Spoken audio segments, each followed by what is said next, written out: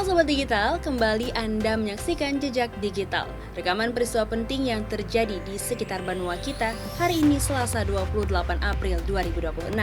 Kita akan mengawali catatan dari babak baru kasus korupsi Disdik yang menyeret mantan pejabat teras, keluhan pedagang Antasan Kecil Barat soal tumpukan sampah, hingga persiapan 2.500 ekor kambing jelang Idul Adha.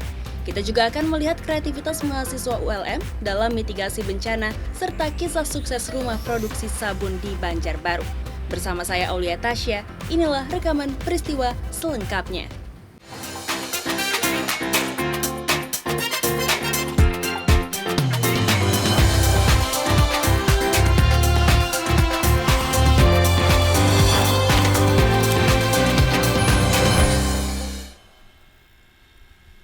Sobat Digital, jejak korupsi di Dinas Pendidikan Kota Banjarmasin ternyata masih terus bergulir.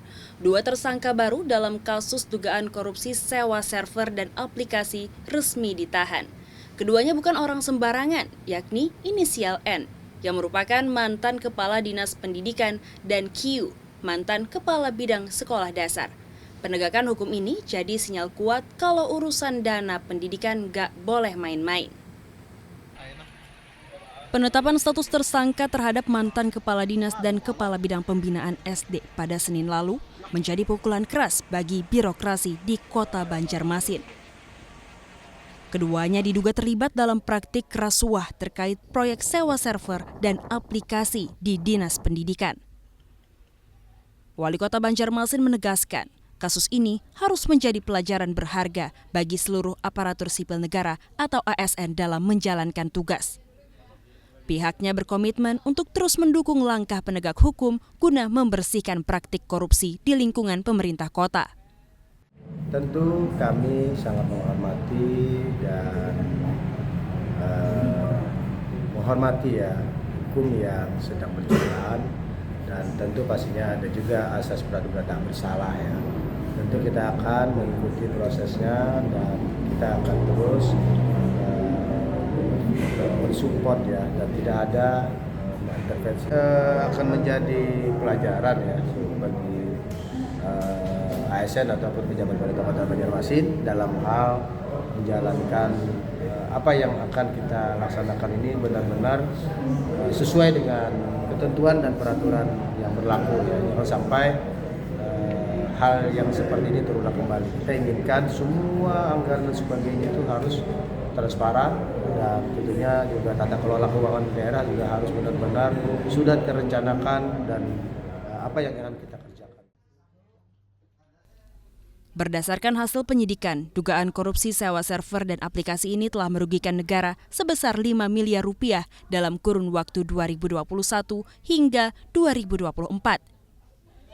Kerugian muncul karena ditemukannya pengadaan yang tidak sesuai spesifikasi, server yang rusak, serta aplikasi yang tidak bisa difungsikan sebagaimana mestinya. Sebelumnya, Kejaksaan Negeri Banjarmasin juga telah menetapkan seorang tersangka dari pihak swasta berinisial T. Pemerintah kota berharap ke depannya perencanaan anggaran daerah harus dilakukan dengan lebih matang dan sesuai kebutuhan nyata di lapangan guna menghindari penyimpangan serupa. Saidah Aisyah, Kompas TV, Banjarmasin, Kalimantan Selatan. Sementara itu, nasib kurang beruntung harus dialami para pedagang UMKM di Jalan Antasan Kecil Barat. Aktivitas berjualan mereka terganggu karena tumpukan sampah yang meluber hingga ke depan tempat usaha.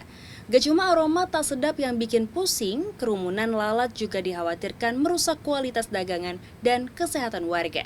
Jejak masalah lingkungan ini tentu butuh perhatian serius, karena di saat warga berjuang memutar ekonomi, mereka justru harus bertarung dengan bau dan risiko penyakit. Pandangan tak sedap terlihat di Jalan Antasan Kecil Barat Banjarmasin. Dua bak sampah besar di TPS kawasan tersebut tampak penuh sesak hingga sampah meluber ke tepi jalan. Karena berada di tengah kawasan yang ramai aktivitas ekonomi warga, tumpukan sampah ini dikeluhkan karena menimbulkan bau menyengat. Seorang pedagang sate, Salim, yang berjualan tepat di samping TPS, mengaku sangat terganggu dengan kondisi ini. Salim harus menahan dengan bau busuk dan banyaknya lalat yang berterbangan di sekitar tempat usahanya. Menurutnya, sampah ini sudah 2 hari tidak diangkut oleh petugas kebersihan. Kadang-kadang lebih parah, lebih parah pada ini. Kadang-kadang lebih parah. Nah, bisa melebar meluber sampai ke sini. Sampai mobil nggak menajam. Terganggu lah sebenarnya. Iya, kalau kita sih pedagang terganggu. Bukan kan, karena bau apa segala macam kan. Jadi keinginannya apa nih? Ya supaya solusinya untuk pemerintah kan supaya jangan terlalu menumpuk lah. Temannya kan kita minta itu aja Mas. Keresahan serupa juga dirasakan oleh warga yang tinggal di sekitar Jalan Antasan Kecil Barat. Mereka menilai tumpukan sampah ini terjadi karena adanya keterlambatan jadwal pengangkutan dari petugas.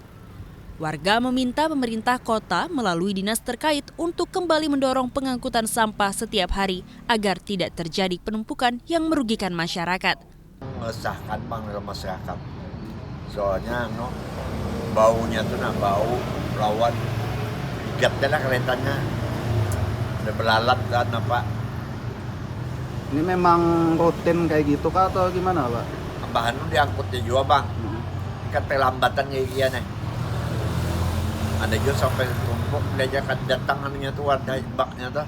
Ibak warna tumpuk tuh.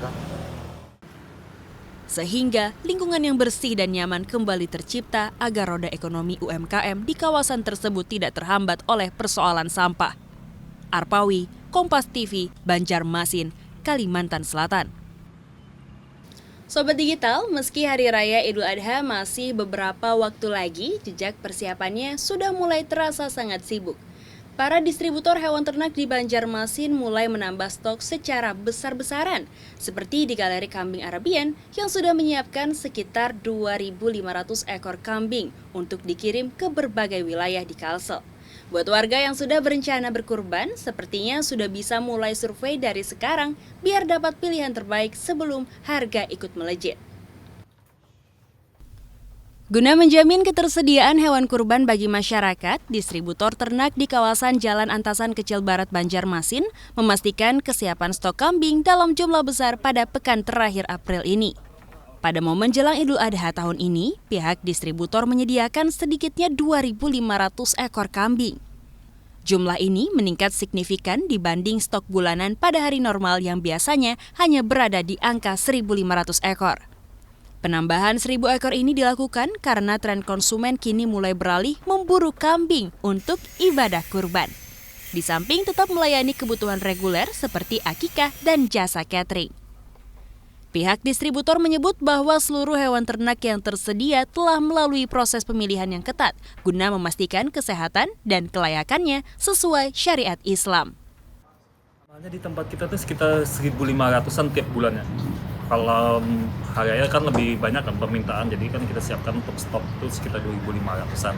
Tapi untuk selama 1 bulan hitungannya 2.500, tapi untuk penampungan di kandang kita ini sekitar 600-an. Tapi kita punya kandang ada di sini ada 3, di Banjarbaru ada 1. Jadi kalau misalnya ditampung itu sekitar 1.000 tuh bisa untuk semua kandang kita di Galeri Kambing Arabia.